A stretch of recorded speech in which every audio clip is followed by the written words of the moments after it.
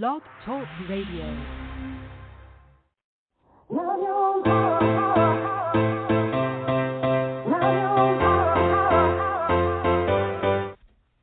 Chatting with Nat is a podcast for independent women seeking to speak their truth and to break down barriers.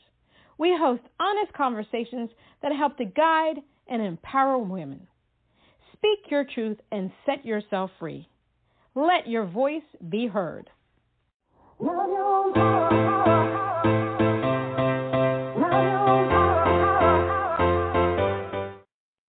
everyone, it's Natalie Jean. It's Natalie Jean, and today on Chatting with Nat, we have singer-songwriter, producer Sydney Ranee. Sydney Ranee is a powerhouse singer, songwriter, and producer with a stage presence you won't forget. Born and raised in Los Angeles, Sydney's dynamic voice has drawn in fans everywhere from Australia, Italy, Greece, and Singapore, to name a few. She began performing at the age of 10 years old and earned her bachelor's degree in music from Cornish College for the Arts. Sydney doesn't recognize any boundaries in her music, which is primarily R&B, soul, yet contains elements of jazz, funk, rock, and pop. Let's give her a round of applause.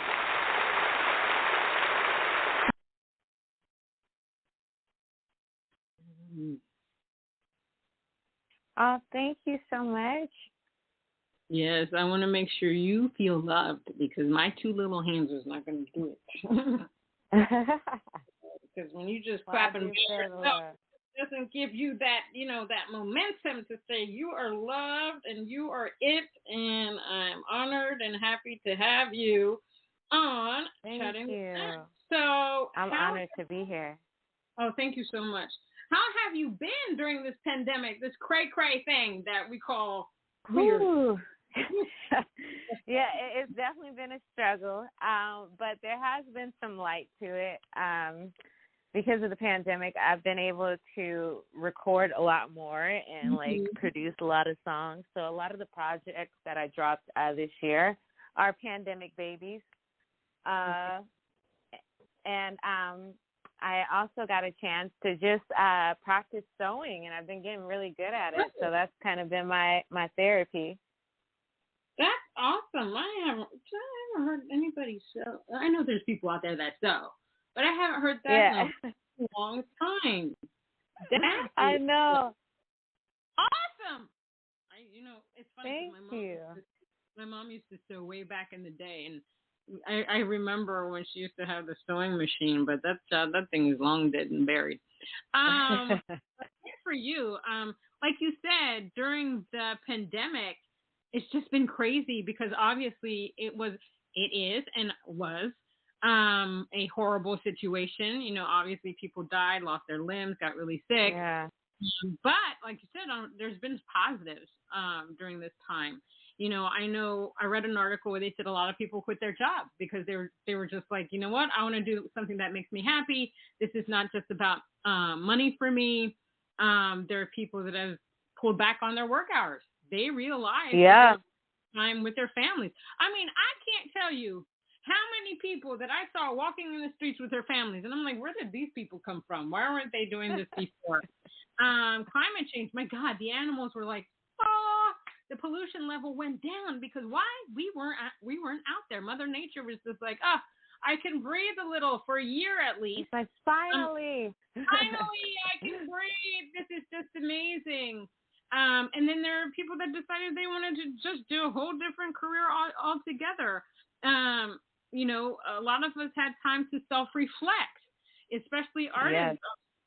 What they want to do, how they want to be perceived. I know an artist that decided to take down all of their music and start over again. And so during this time, did you have time to self-reflect? Did you decide that you want to do something different? Or you want to create something even more of what you have? What did you think about? Well, I definitely had a lot of time to self-reflect, mainly because, I live in LA, and a lot of my work has been, doing, cover gigs and, weddings and stuff like that. And I just realized that it wasn't really bringing me much joy. And I made the step to kind of to cut back on those gigs and solely work on just my original music. I like that. I like that. You know, one of the things. Go ahead. Oh, no, I was just saying, I mean, like, I'm getting paid to sing other people's music, but I want to get paid to sing my music. Amen to that, because they need to hear more of you and what you do on a personal level. Obviously, you're a great singer, but when they see and hear everything that you've written and done your thing, it's even greater. It's even better. I know that, you know, for a while I've been saying, you know, I won't perform anywhere that there's TVs or background noise. I'm not doing it. It costs too much to create this music, to rehearse. Yeah. So I'm like taking a cue from Nina Simone. I'm like, you know, she used to tell people to sit down if they stood up. And shut up. She was telling everything. I love her. Because yes, we take a lot of time with our music. Why should we be in an environment where we're just background noise? I'm not doing that anymore. So I completely understand you. Now, what was it about the music industry where you were like, whoa, I have to, this is me, I've got to do it? Was it something that you saw, something that you heard? What was that defining moment for you? Well, my mom said that before I was talking, I was like singing and humming along to tunes. And I just always been like very passionate and connected with music. And it was like around like elementary school that I was singing something, and my auntie was like, you have to put her in performing arts school. So they did, and I haven't looked back since. I love that. How important is it for you to be authentic in your music? Now, you say you do a lot of covers, but I know that you write and you plan to do more of your own stuff. So how important is it for you to be authentic in your music, your songwriting as an artist? I think it's super important because you're telling your story, and, you know, at least the music that I grew up listening to and the music that I love and that's shaped my career, I've always connected with that story, like that artist. I feel like they were either going through a similar situation as I was going through. So I kind of want to provide that for the listeners, just like, hey, you know, I'm a normal girl, but crappy things happen from time to time, and I write songs about it. That's right. The world is not joy, as we've learned with the pandemic. Crappy things happen to us. Crappy things happen to other people. What I love about the fact that you write about the crappy things, because that's authenticity right there, because people can relate to you. They can't relate to Beyonce, except for that cheating. They can't. No, I know. It's too perfect. Like, right? I'm not on a yacht popping bottles. Like, thank you. And I always tell people, and I don't poo-poo on the mainstream artists. It's just that I find that independent artists are way more authentic than the mainstream artists, just because, you know, we really write from a personal place, and a lot of mainstream artists don't even write their own songs. I mean, Beyonce has a song that has 12 writers. Now, I don't know money on that. Number one, and I don't know why. And it's crazy, right? It's crazy, and so many, like, basically, like, really, all those mainstream artists. I mean, they have so many people on these songs, and it's just like, so how do you connect with it? Like, that's right. I like that you bring that up. I love that. How do they connect with it when there's so many different ideas being thrown in? And let's say you didn't even have a little piece of writing it. How do you connect to the song? How do you say, well, yeah, you know, I can give it my all? I find that independent artists that write their own music, every time we perform, it's something that's coming from the depths of our soul. Now, there is acting, obviously, and some of these artists can act very well, and they can say, oh, yeah, I'm getting into my own song, blah, blah, blah. But I think that we connect on a deeper level with our audience. There's a sense of vulnerability, I think, with, like, indie artists.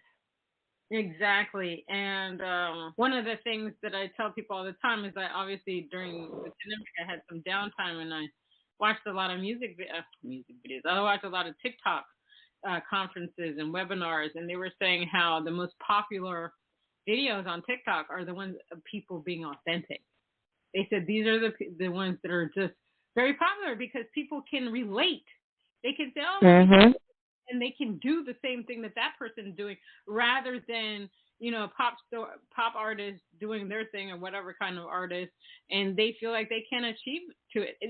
Somebody might say, like, one of the mainstream artists I believe is more somebody that you can gravitate to because she understands you would be Adele, because Adele, she writes about breakup songs. You can relate to her breakup.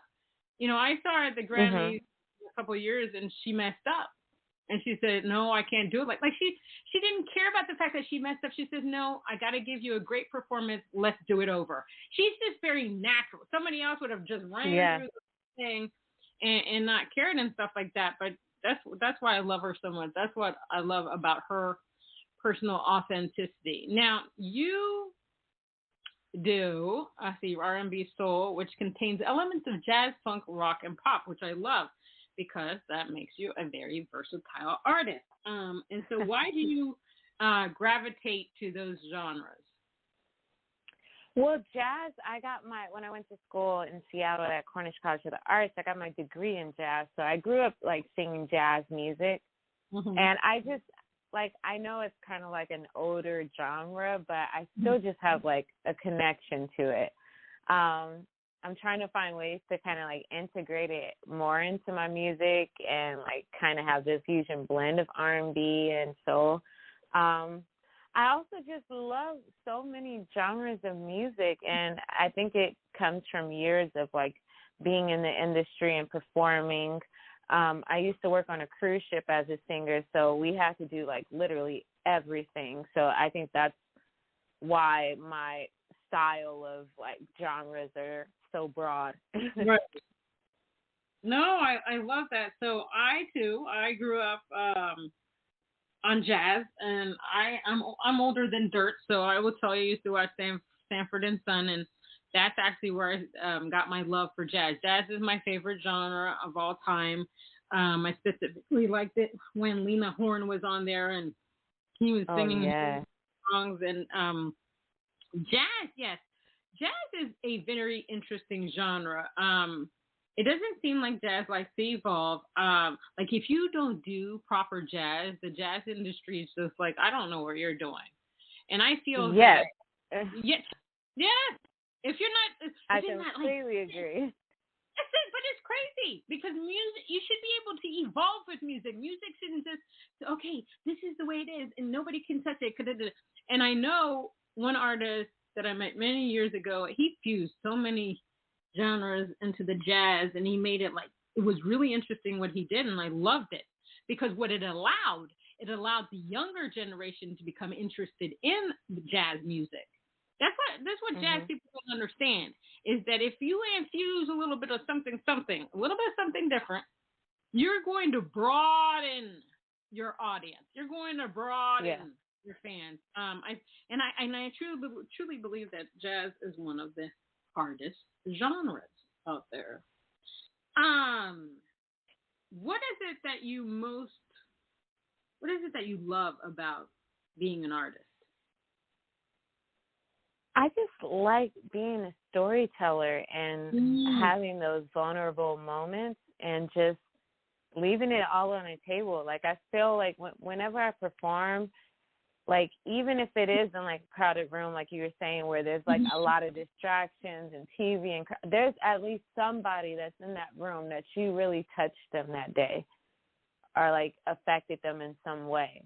And I just love creating that environment for people and being that vessel. That I love it. I love the way that I was telling somebody else that music is our superpower, because music has feel power to move mountains. When people are upset, sad, angry, whatever, they normally put on music to try to make them feel better, to try to go along with the mood. So our superpower is to be able to make people happy in that moment. Yeah. And it's even amazing. Like, when people, sorry. No, go ahead. Oh, no, I was just saying, like, even when people are sick, they have music therapy that, like, really helps. Like, it helped when my grandpa, he passed away, but when he was sick, like, I just remember he forgot a lot of things, but one thing he never forgot, he was obsessed with Miles Davis, and we would always play Miles Davis for him, and he could tap it and sing along to it. I love that. Oh my God. And then if you ever notice, they did an experiment with, what was it? Water in music. Oh, yeah. Then you could see the movement. I mean, it's alive. There was something else with it. Was it a snowflake? I can't remember. But when music hits a certain thing, whether it's music, water, or snowflakes or something, you could see the energy. I think it was water. Wasn't it water? Yeah. Yeah. It's definitely amazing what we can do. With our music abilities. Now, do you play any instruments? I play a little piano, and I'm learning bass. See? All these people, I need to get button to gear. Because I tell everybody, I have a smart keyboard that's been in a box for 5 years. I haven't broken it open because Natalie's been procrastinating and hasn't had time. And then when I hear other people like, well, I play a little bit of this, and then I'm learning how to do bass. I've got to get my button gear. I tried to do guitar, but I felt like a contortionist. I was like, oh, you want my body to do what? You don't feel comfortable. It's hard. It's hard. Yeah. But how do you like the bass though? Because your body's like, okay, let me. Well, I've always been obsessed with the bass. It's my favorite instrument and has been. So I always wanted to play it, and I grew up just admiring like Esperanza Spalding and like all these badass bass players, singers, and I was like, I want to do that. I'm nowhere near her level at all. There's like 5 songs that I could play, but like I definitely need a lot more practice. But it's been challenging, especially because, I'm not used to, like you said, the contortion. It's like holding your hands in these weird positions. Right. And it hurts after a while. No, I believe. So we're going to play, me. One Night Only. Tell me what that song's about. It has like this 90s kind of aesthetic feel. I love the 90s. And I wanted to capture like that fun and flirty like vibe that like Ghost Town DJs My Boo has. So it's basically about this girl, she's in town, and there's this guy that's trying to pursue her, but she only has one night only, so you got to make your move. And that's it. All right, well, let's play it.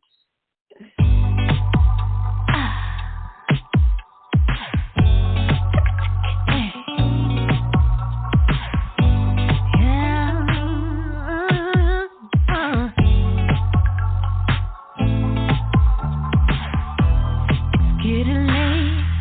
I know you got a lot on your mind, and we don't have too much time, so come on, don't hesitate. Both been waiting for a long time, hoping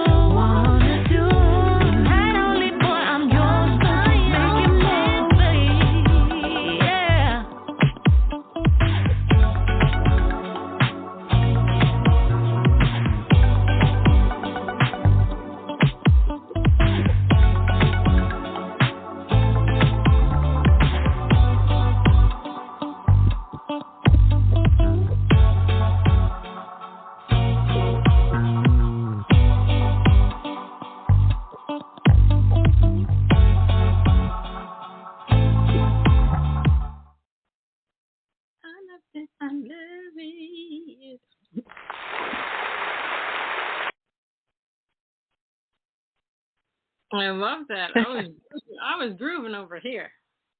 Oh, thank you. Yes, very good. So what is your songwriting process, and how do you deal with writer's block if you get it? Whew, I hate writer's block. But so it's something, and it's just like a lot of times you just get so mentally like stuck. I don't know. It depends. Like each song is different. Like this song, I started off with like a drum beat, and then I built the keys. And my partner, he plays guitar, so that's him on the guitar. So I'll kind of like tell him like I want this type of vibe. So we get the beat down, and then I write. There's other times where like I have like over 400 voice memos where it's just like a voice memo just pops in my head like randomly. Like I'll be at the most random spots. And then I'll build a song up from there. But the way that I tackle writer's block is I definitely have to leave the song like for like a couple of days and just completely like turn it off and then go back and see if we can like catch it again. It's interesting because sometimes I still use paper. Yes, I do. I'll write. There's nothing wrong with that. I'm old school. As I told you, I'm 100. So I use the paper. I use the screen. Now I'm trying to, because I pay for it, Master Writer. I try to, although I don't use it as much as I should. And I'll throw words on the screen. And what I like to do is start out with a chorus. I like to have a theme, but I start it with a chorus and then work around it. Then I'll take the words that I have and throw it at the paper or the screen. And when I'm dealing with writer's block, I'll yell at the piece of paper. I'll yell at the screen. I'll God, why don't you put something in my head? I just need to write something. And what I've learned about myself though is when I'm trying too hard to be like not perfect, but trying to put like verse, chorus, verse, and then a bridge, chorus, blah, blah. Trying to be like the norm. I like to write the way I want to write. I don't always want to do. Sometimes my songs are written like a poem, and then you have a little bitty one-word chorus. Like I recently released something that the chorus is basically the word done. So now I'm trying to evolve and start just writing the way I want. I also write country, and I was in a songwriting session a couple weeks ago. And I didn't realize how much country artists like songwriting, they like to rhyme. They said it has to rhyme. Yeah. And you can't use this word again, and you can't do this and again. But in my head, I'm like, well, isn't the whole purpose just to tell a story? Why does it matter if it rhymes or not? I just don't get that. Yeah. And so I agree with you. Yeah. Yeah. Like there's so many songs like a great example is like Frank Ocean. Like he's very like great with his words, but he's not on like that rhyme metric that like a lot of these other like songs have, where it's like, okay, like goat has to rhyme with coat. Right. And then there's some, I don't know if this happens to you, but I know that there's some words I really want to use, and I'm like, well, I don't have anything that's going to rhyme with that. So all the time. No.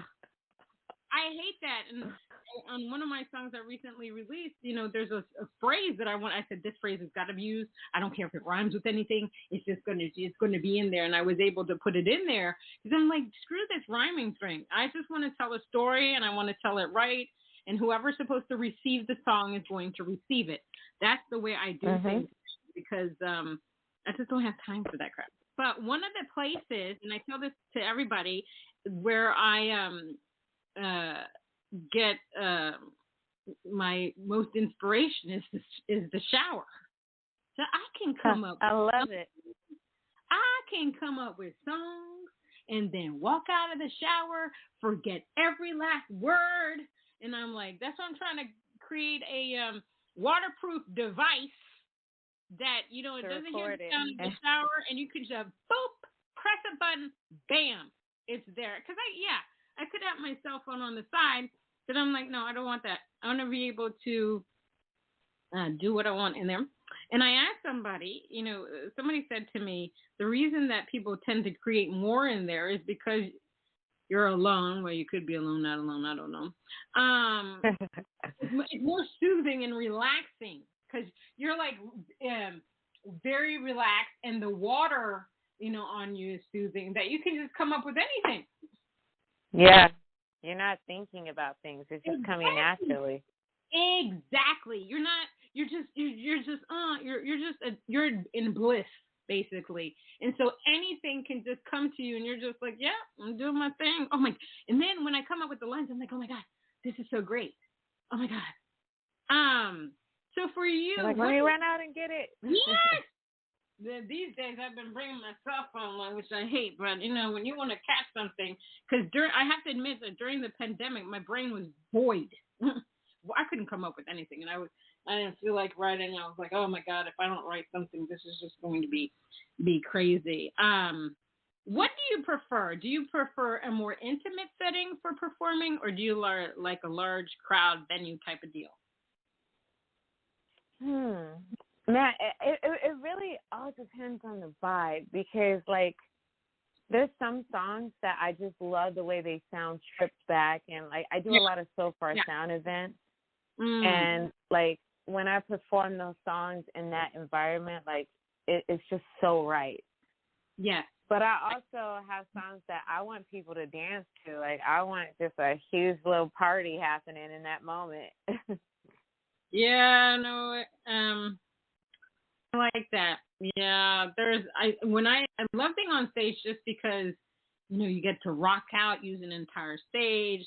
A more intimate setting, like more acoustic sound, it's definitely a different vibe, so to speak, when you're doing a more intimate setting. But when an intimate setting, you can really see people, connect with it. I think intimate settings are a little bit more nerve-wracking for me.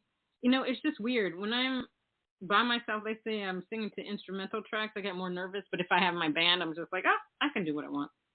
I can do my thing. I'm the same exact way, and I think that's just like nature, like because you have somebody on the stage that like, if something goes wrong, and you also kind of have what am I trying to say? You kind of have like a backup plan, like say you want to repeat a chorus a couple times because people are like vibing out to it, and you want to vamp on something, you could do that. When you do tracks, you're just so limited, and there's also technology. I mean, sometimes things skip, and you're like, I don't know. You're right. Now, which one of your songs do you like to perform, and why?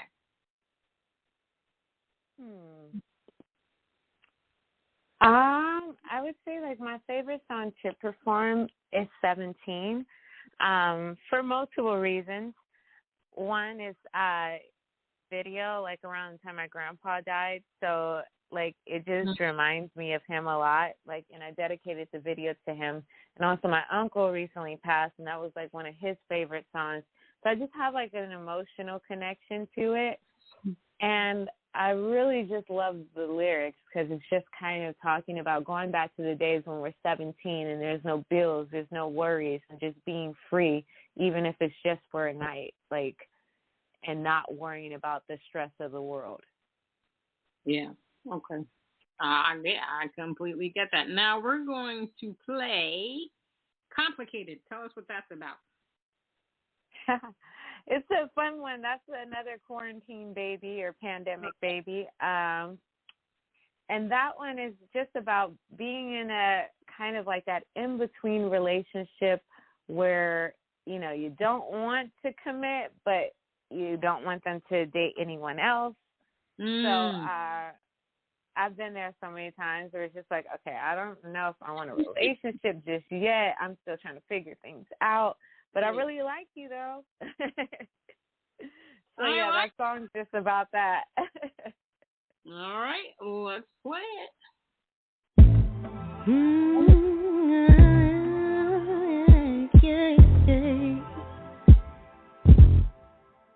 Not trying to be reckless, just think we should address this. What if we rush into it, not knowing what the outcome is? Not saying I regret it. Last night when I undressed, with what we did, how fast it went, it might just cause that added stress. we go. Oh, slow. Might have said yes, even though it's too complex, babe. All those feelings slowly. Not saying I don't want a man, not saying I just want a friend. I think I might fall in love, but I can't write. Not saying I don't want a man, not saying I just want a friend. It's complicated. See, you think with your heart, why don't you use your mind? You act too smooth, don't wanna never lie. Can we know if it's real? If we don't wait long enough, keep telling me how you feel, like I don't already know. No, not saying you're not attractive, but I gotta control my actions, babe. All those feelings, not saying I don't want a man, not saying I just want a friend. I think I might fall in love, but I can't write. Not saying I don't want a man, not saying I just want a friend. No, all those feelings slowly. Not saying I don't want a man, not saying I just want a friend. I think I might fall in love, but I can't write. Not saying I don't want a man, not saying I just want a friend. It's complicated. There's something that you should know. Before we move further, I think we should take it slow. Something that you should know. Before we move further, I think we should.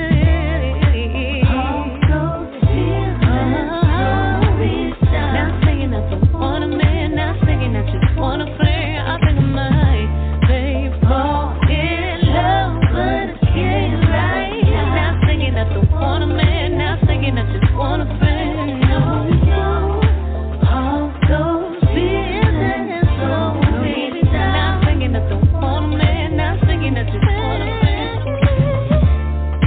Fall in love, but I can't write. Not saying I don't want a man, not saying I just want a friend. All those feelings slowly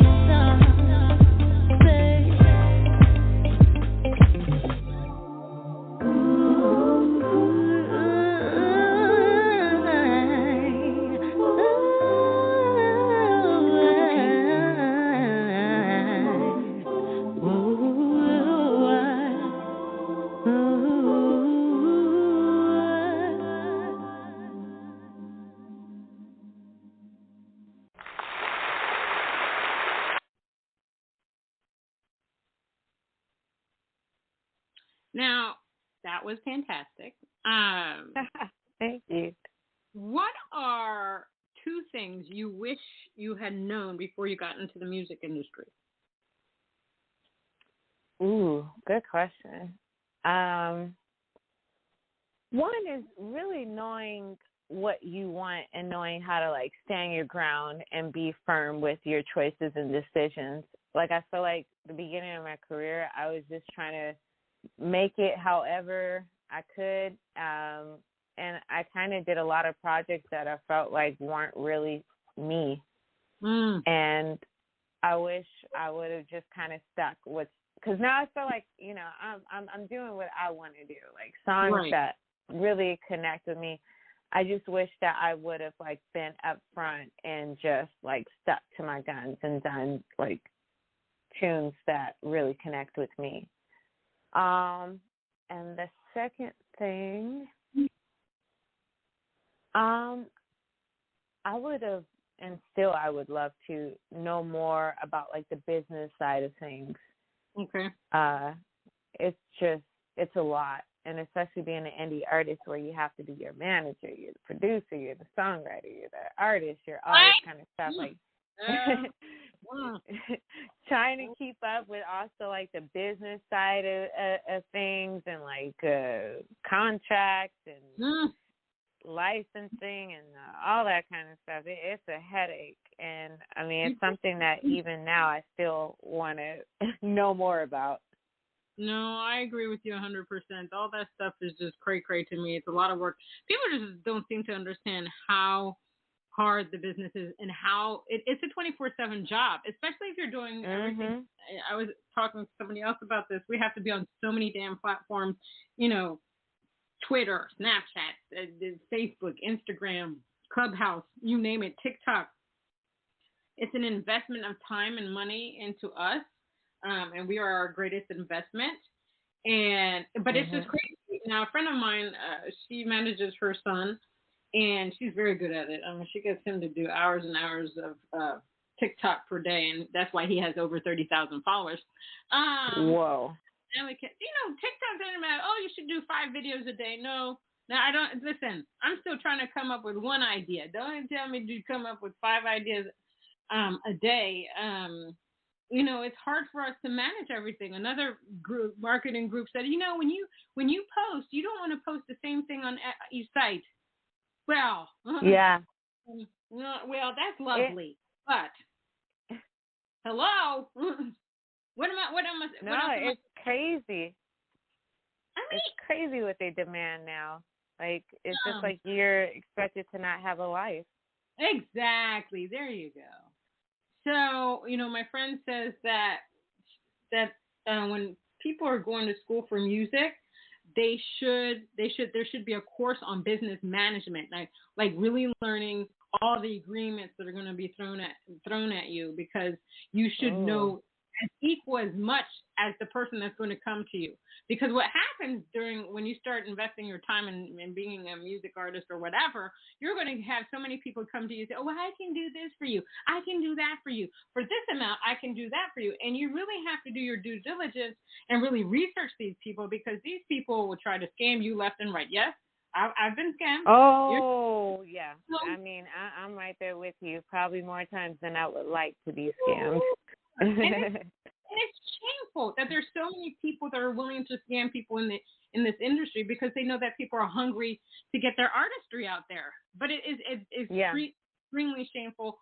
I mean, I had one person try to get $5,000. I'm going to do all this for you.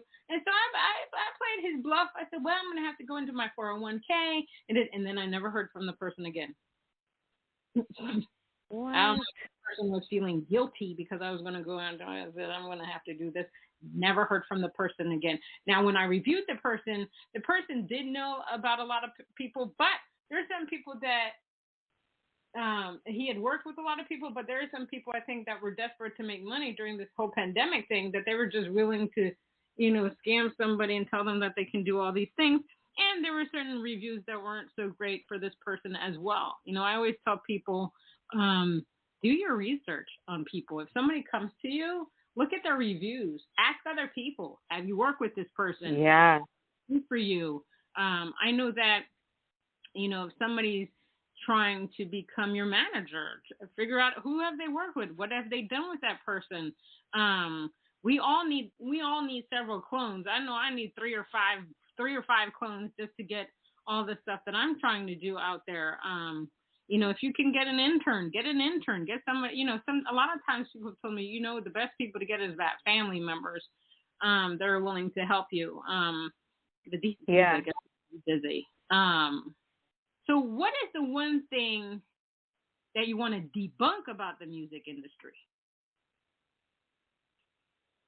Like something that you thought was, but it's not.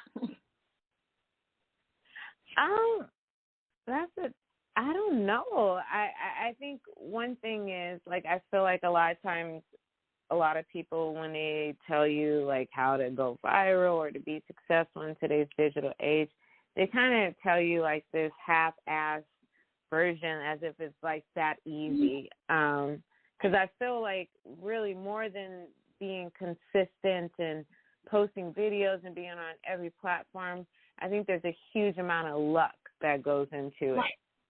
Yeah. Like, yeah. I agree with you. It's almost like the lottery. Like, you either win it or you don't. And the thing is, I always tell it's that one damn big break. All you need is one. Yeah. And for me, I'm just not willing to, some people like to do all this silly stuff on TikTok. Now I'm on TikTok. I've done certain things with my music. I have my cats on there and stuff like that. But I'm not willing to go too far to get, my name in lights. I just don't want to do that. I want somebody to be interested in my music on merit alone because they liked it. They liked what they heard. They think that they can do a lot with it. That's where I am at with my music. We just want that one hit, that one song to go viral, then boom, bam. You always hear these stories about, this person was just singing in the street and boom, bam, career. Or they've done something crazy. Well, boom, bam, career. I just don't want to have to do all that stuff. What advice would you give your younger self? I would tell her to don't stress the small stuff. Mm-hmm. Put out things on your time. Don't everyone else, because everyone else has their own path. Mm-hmm. Yeah, definitely just, do things in your time when it feels right to you. Preach it. Preach it. I agree with you 100%. Yeah. Preach it. Especially like now, because I feel like with like this digital age, like even with Spotify, they're like, do a release a week. Like how? I don't even know. Like where am I supposed to get all that material and stuff? Like, and how are we supposed to compete with like these mainstream? The mainstream artists. That's the main thing. It's just like we're expected to be on the same level as them, and they got labels and all this kind of money behind them. They have money. Yes, that I don't have. Right? And it's like pay to play. It's like back in the day, in the 1960s, you could have a little 45 record, bring it to the radio station. They'll play it, not play it. There was no money exchange. Yeah. Now it's completely different. Yeah, now, Spotify steals our money. Yes. We spend thousands of dollars to create, our songs or albums, and we get half a cent. Oh, well. So one day that'll change because, the law has got to be on our side. Spotify is great for streaming platforms are great for many reasons. People can discover new people, but they need to start paying us way more money. It's disgusting. It's disgusting. Last question would be, what is a quote or affirmation that you like to use every day or during the month or every minute to push yourself? I always like just saying, "You got this." Like a lot of times when I'm doubting myself, or like I feel like I'm taking on more or that I can chew, or like whatever that saying is, but. Just telling myself that I got this. Like, there's no need to stress. Like, it's going to all sort itself out. And like I said before, take things at my own speed. I don't need to try to keep up with somebody else's schedule. Like, when I'm ready to release it, when I'm ready to put something out, do it. Amen. Amen to that. I love that. All right. Well, thank you, Sydney Ranee, singer-songwriter, producer, Sydney Ranee, for being on Chatting with Nat. It was my honor. Thank you for having me. You have an incredible voice. I see your name in lights. For anybody that wants to find you, you're all over the place. They could Google you, but it's www.sydneyrenee.com. You are on Instagram, Facebook, Twitter, YouTube, Spotify, you name it. She's there. Just like I said. Google. Thanks again, Sydney. I hope you have a great weekend. Oh, you too. Hopefully it's filled with lots of music and writing and everything. Man, thank you so much. All right, everyone. This was Chatting with Nat, with singer-songwriter, producer Sydney Ranee. Until next time on Chatting with Nat.